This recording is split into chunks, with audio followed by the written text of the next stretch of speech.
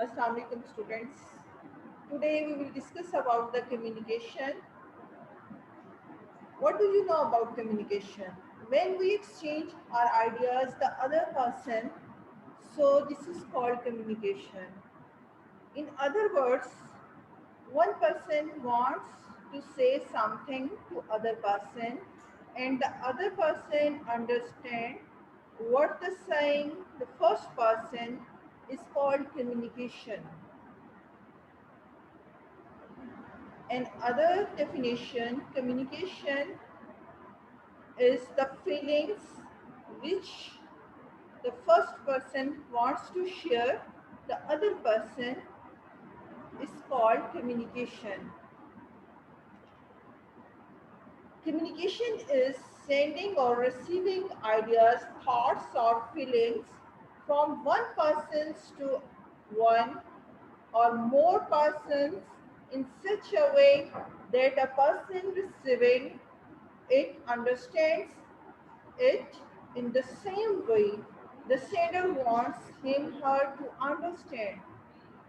Getting my points? Yes. When you want to describe your feelings, your emotions, sentiments to other persons, you want to share your ideas, your feelings, your sentiments with other personalities, and the other personality understand what you wants to do, what you wants to say. So this is called communication. The communication word is derived from the Latin communicare, and the communicare means people skill or soft skill. When you want to say someone your problems and the other person understand your problems and get the solution of these problems, this is called the process of communication. And one thing more about the communication, students, when you want to share your views or your ideas, for example, you meet a one person and the other person wants to say about this personality, the third person is present and you involve with each other and among another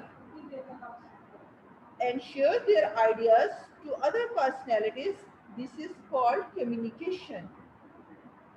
Understand what's the meaning of communication?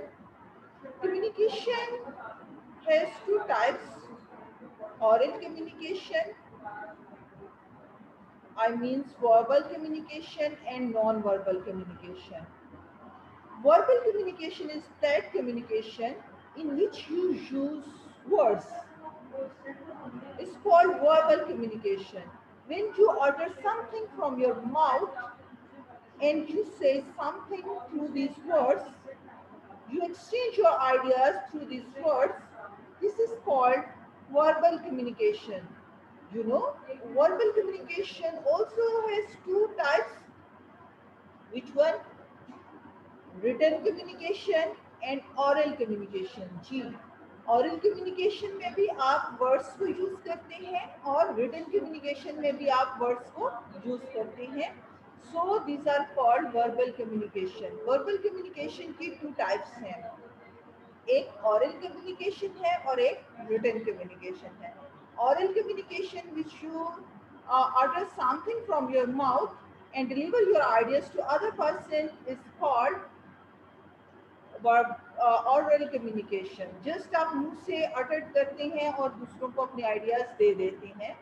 ये आपकी कौन सी communication है जी students? कौन सी है? Oral communication.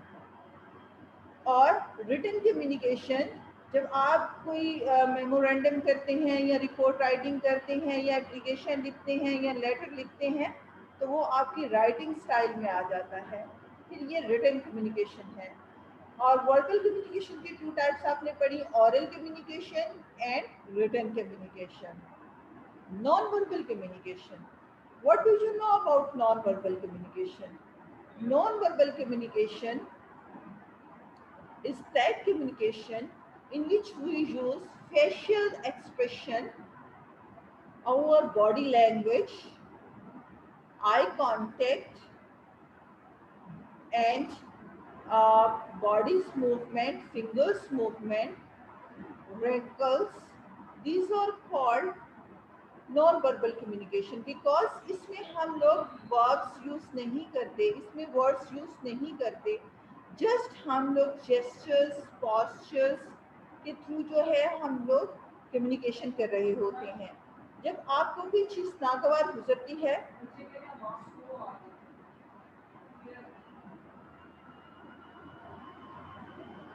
जी students आवाज आई आपको?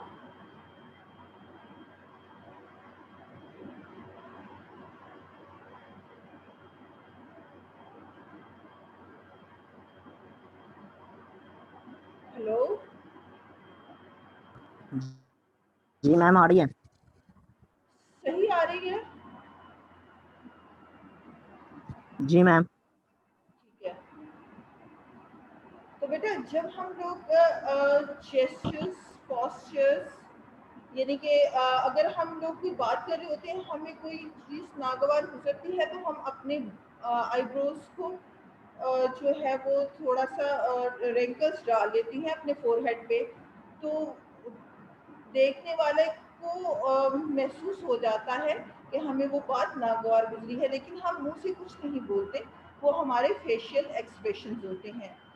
इसी तरह अगर हमसे कोई क्वेश्चन करता है, हमें उसका आंसर नहीं आता, तो हम अपने शोल्डर्स को उचका लेते हैं, कंधे उचकाते हैं, तो उससे पता चलता है कि हमें क्या पता हो। तो ये हम बोल नहीं रहे होते, जस्ट हमारी बॉडी मूवमेंट से, बॉडी लैंग्वेज से वो समझ आता है कि इसको इस बात में इलम नहीं है। और जब हमें कोई कुछ चीज़ खाने के लिए कहता है, हमारी फेवरेट चीज़ होती है, हम बोलते नहीं है, जस्ट नोडेड कर देते हैं। नोडेड मीन्स के सर को हिला देते हैं मुंह में पॉजिटिव अंदाज में।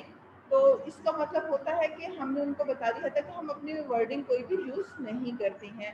तो ये क्या है, ये नॉन वर्बल लैंग्वेज है, इसमें हम वर्ड्स को यूज नहीं करते। इसी तरह आप लोग जब बात कर रहे होते हैं, आप कि आई कांटेक्ट होता है किसी के साथ, आपको पता है कि eye contact non verbal communication में एक बैकबोन की हैसियत रखता है। तो आपकी आईज, जब आप टिकटिकी बांध के देख रहे होते हैं, तो आपकी आईज से ही इंसान, आपकी आईज कम्युनिकेशन कर रही होती हैं कि आपको गुस्सा आ रहा है, या आपकी आईज में स्माइल होती है, तो आपको समझ आ जाती है कि ये बंदा जो है इस पोजीशन में है। बेटा अपने माइक बंद करें।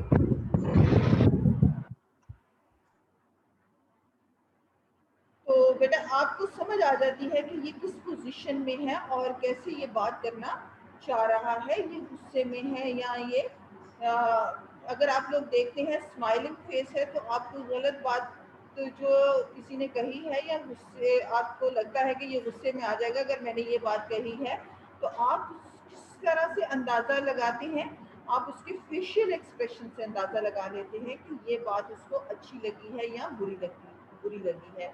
अगर उसका स्माइलिंग फेस है, तो आपको पता चल जाता है कि इसको ये बात अच्छी लगी है। और अगर उसके रैंकल्स हैं, माथे पे टेवरी चढ़ा ली है उसने, या उसकी आंखों में आप देखते हैं गुस्सा है, तो आपको फौरन पता चल जाता है कि ये इसको मेरी बात जो है वो नागवार गुजरी है। इसी तरह बेटा आगे हम लोग देखते हैं कि हमारा कम्युनिकेशन का स्टाइल क्या है, हमारा मैसेज जो है वो किस तरह से डिलीवर होता है। जो पर्सन मैसेज भेजता है उसको हम लोग सेंडर कहते हैं। The person initiating the communication और broadcasting the message is called sender, भेजने वाला। फॉर एग्जाम्पल, अब एक मैसेज है, मैं आपको डिलीवर कर रही हूँ, I am a sender.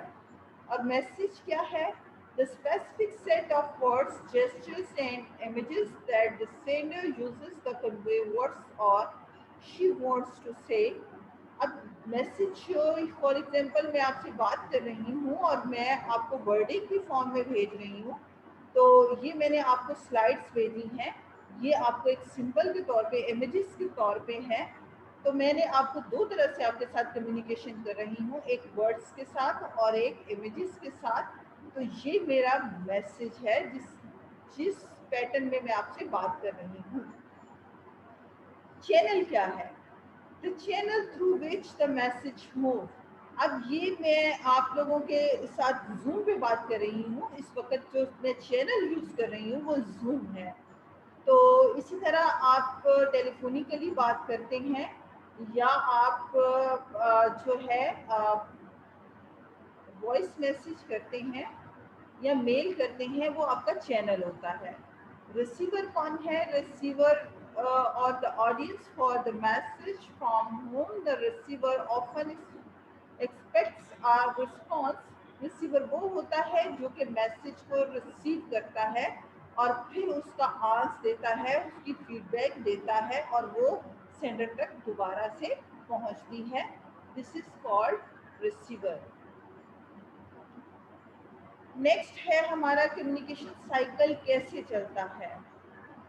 Communication में बेटा टू मेन थिंग्स होती हैं, एक सेंडर होता है और एक रिसीवर होता है। सेंडर एनकोड्स करता है, रिसीवर डिकोड्स होता है। एनकोड्स सेंडर होता है, डिकोड्स रिसीवर होता है।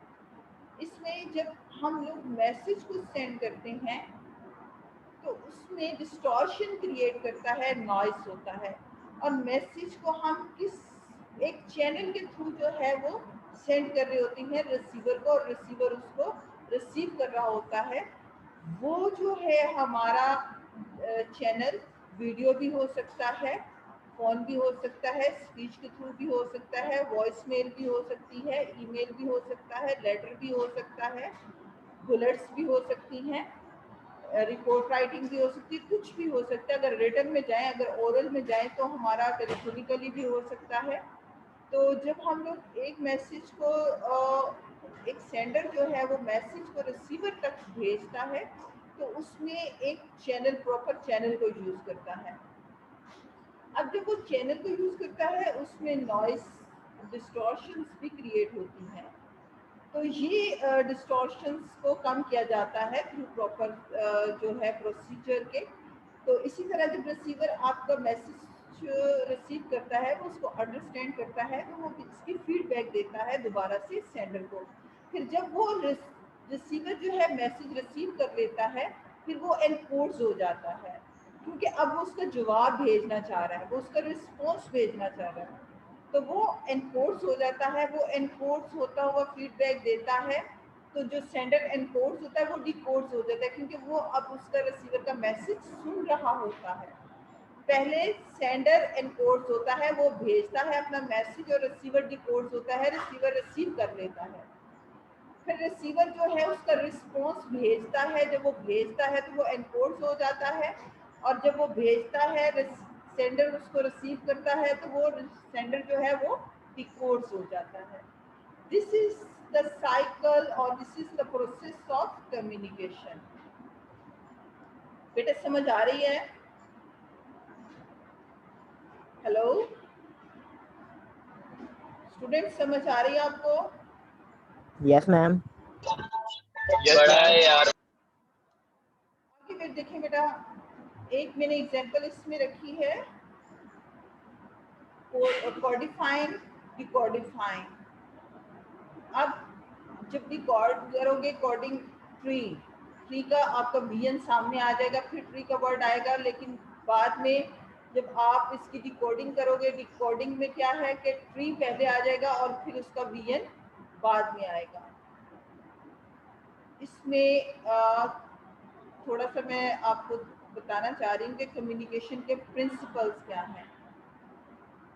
कम्युनिकेशन के प्रिंसिपल्स जो हैं वो आमतौर पे जो इम्पॉर्टेंट हैं वो 4 हैं, और जिसमें सबसे पहले जो है सीज का प्रिंसिपल है, जो कि अभी हम लोग पढ़ेंगे। इसमें लिसनिंग है, प्रॉबिंग है, ऑब्जर्विंग है और इन्फॉर्मिंग है, यानी कि सीज हैं। सीज क्या है? सीज हमारे पास 7 प्रिंसिपल हैं। 7 प्रिंसिपल ऑफ कम्युनिकेशन। वो 7 प्रिंसिपल कौन से हैं? इनको हम लोग एसेंशियल प्रिंसिपल भी बोलते हैं, एसेंशियल कम्युनिकेशन प्रिंसिपल। इसमें बेटा ये होता है, अगर आप ओरल कम्युनिकेशन कर रहे हैं तो भी ये प्रिंसिपल यूज होते हैं, अगर आप रिटन कम्युनिकेशन कर रहे हैं तो भी ये प्रिंसिपल यूज होते हैं। स्क्रीन शेयर हो रही है आपको? 7 सीज आ रही है सामने? Yes, ma'am. चल है। तो बेटा ये आप लोग अपने माइक जो है वो म्यूट रखें। जस्ट ये जो आप लोग थोड़ा बहुत जो हल्ला गुल्ला कर रहे हैं ना लेक्चर्स के दौरान, ना ये किया जाए। ये आप लोग की पर्सनैलिटी को, आपके करेक्टर को शो कर रहा होता है, और मुझे पता चल रहा होता है कि किसका माइक ओपन है, क्योंकि ये सामने सारा मेरे डाटा नजर आता है। मैं नाम देना नहीं चाह रही, ठीक है? ओके बेटा, 7 सीज जो है वो 7 एसेंशियल प्रिंसिपल ऑफ कम्युनिकेशन है। ओरल कम्युनिकेशन है एंड रिटन कम्युनिकेशन है, दोनों में आते हैं। इनका नाम 7 सीज क्यों है? क्योंकि ये सारे प्रिंसिपल्स के नाम जो हैं वो सी से शुरू होते हैं। पहला जो प्रिंसिपल है वो कंप्लीटनेस है। Message receiver, either listener or reader, desire complete information to their questions. अब ये है कि जब आप किसी को मैसेज, सेंडर जो है वो मैसेज सेंड करता है रिसीवर को, रिसीवर उसको रिसीव करता है, वो लिसनर भी हो सकता है या रीडर भी हो सकता है, यानी कि ओरल कम्युनिकेशन में भी हो सकता है और रिटन कम्युनिकेशन में भी हो सकता है उसका मैसेज। अगर ओरल में होगा तो वो लिसनर होगा, अगर वो रिटन में होगा तो वो रीडर होगा। तो जो सेंडर है अपना मैसेज भेजता है, और वो रिसीवर जो होता है या लिसनर जो होता है या रीडर जो होता है, उसकी ख्वाहिश होती है कि उसको कंप्लीट इंफॉर्मेशन मिल जाए उन क्वेश्चंस की जो कि उसने अराइज किए थे, जो उसने सेंडर से पूछे थे। अब इसमें क्या है कि ये एक प्रिंसिपल है कि आप जो मैसेज भेज रहे हैं, जो आप बात कर रहे हैं, उसमें provide all necessary information, answer all questions asked, give something extra when desirable, remembers the 5 W's। यानी कि जो आपने अपनी इंफॉर्मेशन भेजी है रिसीवर को और रीडर्स को या लिसनर को, वो इंफॉर्मेशन जो है वो प्रॉपर होनी चाहिए। उसमें जो क्वेश्चंस आपसे रिसीवर ने पूछे हैं या लिसनर ने पूछे हैं या रीडर ने पूछे हैं, उसका आंसर जो है वो प्रॉपर होना चाहिए। और इसके अलावा जो है ऐसी एग्जाम्पल होनी चाहिए कि उसको उसकी अंडरस्टैंडिंग हो जाए जो उसने आपसे इंफॉर्मेशन मांगी है। और ये बात है कि आप जब भी क्वेश्चन का आंसर दें लिसनर्स का या रीडर्स का, तो आपके माइंड में W5 मौजूद होने चाहिए। और जब आपकी माइंड में 5 W's मौजूद होंगे तो आप उसके क्वेश्चन का आंसर अच्छे तरीके से दे सकते हैं, और लिसनर जो है वो उसको अच्छे तरीके से अंडरस्टैंड कर सकता है, क्योंकि उसके माइंड में भी 5 W's हैं। 5 W's क्या है? ये W फैमिली से ताल्लुक रखते हैं। What type of information do you want? किस किस्म की आप इंफॉर्मेशन चाहते हैं? Why you want to this information, and for which personality you wants to do it? Where? कहाँ से ये ताल्लुक रखती है? क्यों चाहते हैं? कब से कब तक की इंफॉर्मेशन लेना चाहते हैं? तो ये जो है W फैमिली अगर आपके जहन में होगी, 5 W's आपके जहन में होंगे, what, when, where, which, home, तो आप जो है वो अपने रीडर्स को और लिसनर्स को सेटिस्फाइड कर सकते हैं। उनके आंसर जो वो चाहते हैं, क्वेश्चंस के आंसर, वो आप प्रॉपरली दे सकते हैं। पहला तो ये रूल है। सेकंड जो है कंसाइजनेस है। कंसाइजनेस क्या होता है? Use single word substitutes instead of phrase whenever possible without changing meanings. Eliminate worldly expressions, include only relevant material, avoid unnecessary repetition. अच्छा, कंसाइजनेस ये है कि आपने फ्रेजेस को यूज़ नहीं करना, इडियम्स को यूज़ नहीं करना, जस्ट उनकी जगह पे आपने जो भी एक्स्ट्रा इंफॉर्मेशन है वो रिमूव कर देनी है। जस्ट आपने उससे रेलेवेंट मटेरियल रखना है। स्पेसिफिक वर्ड्स जो कम्युनिकेशन है उसमें स्पेसिफिक वर्ड्स रखें जो उस कम्युनिकेशन से रिलेटेड हों, और रिपीटेशन नहीं रखनी, क्योंकि रिपीटेशन से जो आपकी कम्युनिकेशन है उसमें मोनोटनी क्रिएट हो जाती है, टेडियसनेस क्रिएट हो जाती है। लिसनर और रीडर्स जो है वो उकताहट महसूस करना शुरू हो जाते हैं कि इसको बात करना नहीं आती, क्योंकि आप एक ही बात को बार बार रिपीट करते हैं। और आपने जब आपने वर्ड्स यूज़ करने हैं, जैसे for example at this time, in due course, तो इसके लिए आप एट दिस टाइम के लिए नाउ का वर्ड यूज़ कर लें, एक स्पेसिफिक वर्ड है। इन ड्यू कोर्स में सून का वर्ड यूज़ कर लें। तो इस तरह से आप फ्रेजेस को यूज़ करने के बजाय स्पेसिफिक वर्ड्स को यूज़ करें, जिससे जो आपकी राइटिंग स्टाइल है या आपकी अटरिंग है वो इम्प्रेसिव हो, और आपका जो रीडर है या लिसनर है वो इम्प्रेस हो जाए।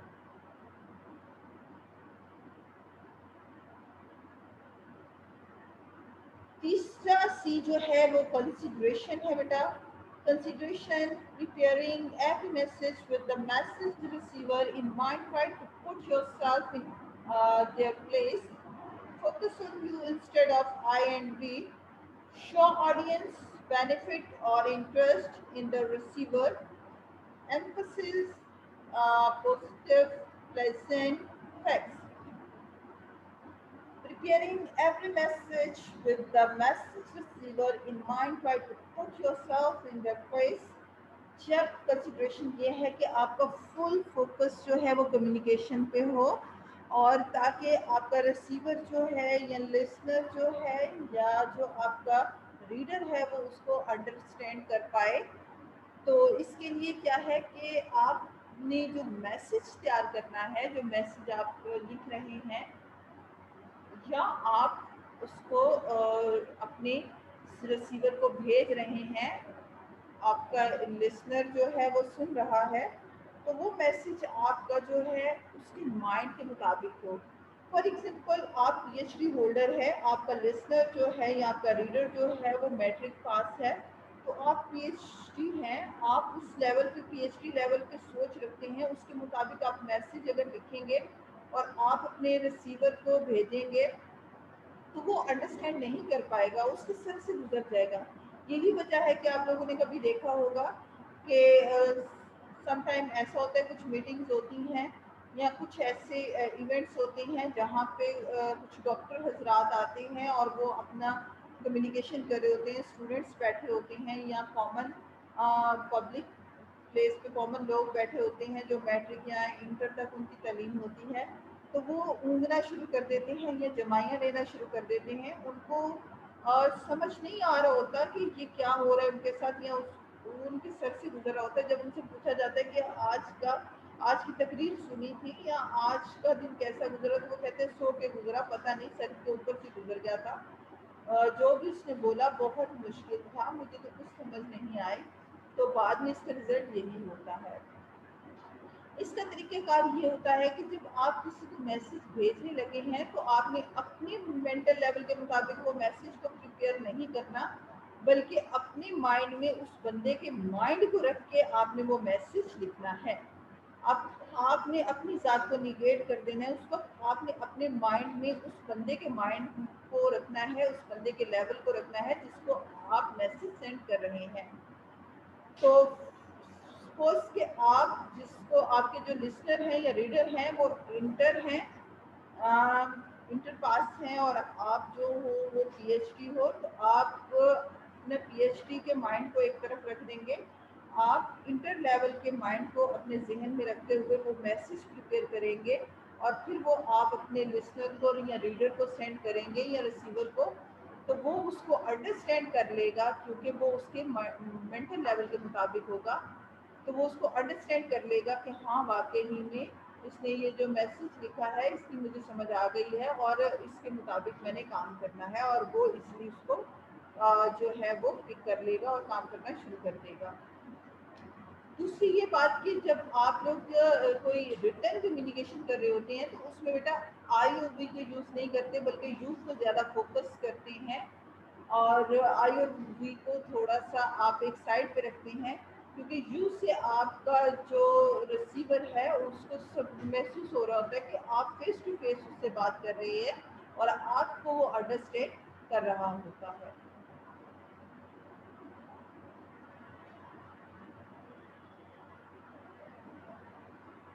नेक्स्ट है आपका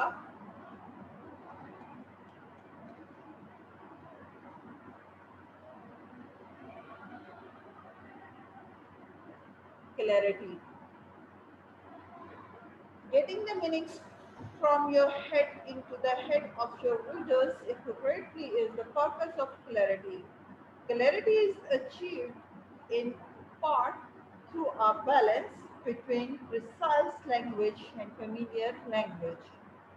Choose precise, concrete, and familiar words, construct effective sentences and paragraphs, lynch unity, coherence. Key student. Getting the message from your head into the head of your readers accurately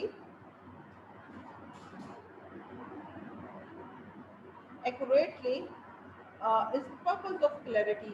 वही बात आ गई कि आपने इतना क्लियर वो message लिखना है कि ऐसे लगे कि आपके जो माइंड से निकला है वो दूसरे के माइंड में पहुंच गया है, उसकी मेंटेलिटी के मुताबिक, उसके मेंटल लेवल के मुताबिक आपने वो मैसेज को राइट करना है या डिलीवर करना है। और इसी तरह आपने जो लैंग्वेज है वो बहुत सिंपल रखनी है ताकि वो फेमिलियर लैंग्वेज हो, जिसको आप भेज रहे हैं उसको उस पर अबूर हो, ताकि वो उसको समझ सके और वो उस पर एक्शन ले सके। और इसी तरह आपने जो वर्ड्स यूज़ करने हैं वो आपने डिफिकल्ट वर्ड्स यूज़ नहीं करने, बल्कि वो आपने फेमिलियर वर्ड्स यूज़ करने हैं जो कि आपके रीडर्स उसको अंडरस्टैंड कर सकें, और उसको अंडरस्टैंड करने के बाद जो है वो उसका रिस्पॉन्स आपको दे सकें, और उनके मेंटल लेवल के मुताबिक आपने वर्डिंग को यूज़ करनी है। इसी तरह आपने जो पैराग्राफ लिख रहे हैं या सेंटेंसेस लिख रहे हैं उसमें कोहेजन और कोहेरेंस होना चाहिए, यानी कि उसमें एक हम आहंगी होनी चाहिए आपके आइडियाज़ में और आपके वर्ड्स में, ताकि आपका मैसेज जो है वो दूसरों तक क्लियर जो है वो मैसेज सेंड हो सके। Courtesy. True courtesy involves being aware not only of the perspective of others but also their feelings. Courtesy stems from a sincere your attitude. Knowing your audience allows you to use statements of courtesy. Be aware of your message receivers. Be sincerely tactful, thoughtful, and appreciative.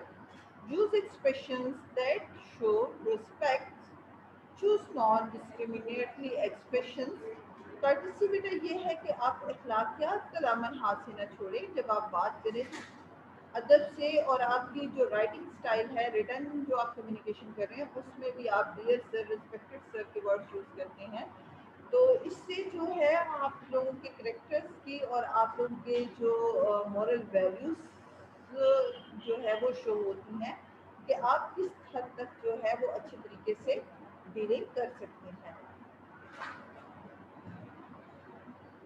Correctness at the core of the correctness is proper grammar, punctuations and spellings. Use the right level of language, check accuracy of figures, facts, and words, maintain except writing mechanics. Ji students, इसमें है correctness की जब आप लिख रहे होते हैं उसमें आपने ग्रामर्स की मिस्टेक्स को चेक करना है कि कहीं ग्रामर्स की मिस्टेक्स तो नहीं है, पंक्चुएशन है, यानी कि आपकी जब बात कर रहे होते हैं जहाँ पे पॉज लेना है पॉज है, जहाँ पे आपने रुकना है स्टे करना है, लॉन्ग पॉज लेना है, या कोई इम्पोर्टेंट बात करना चाहते हैं वो ब्रैकेट में की है, तो क्या आपकी राइटिंग में ये चीज़ें हैं? अगर ये हैं तो फिर आपकी राइटिंग इफेक्टिव राइटिंग है, आपकी इफेक्टिव कम्युनिकेशन है। अदरवाइज आपकी कम्युनिकेशन जो है वो इतनी इफेक्टिव नहीं है। तो बेटा ये था, इसमें एक और है कंक्रीटनेस। कंक्रीटनेस जो है उसमें आपका कंक्रीट में जो है, मैं आपको थोड़ा सा बताऊं, इसमें एक चीज जो है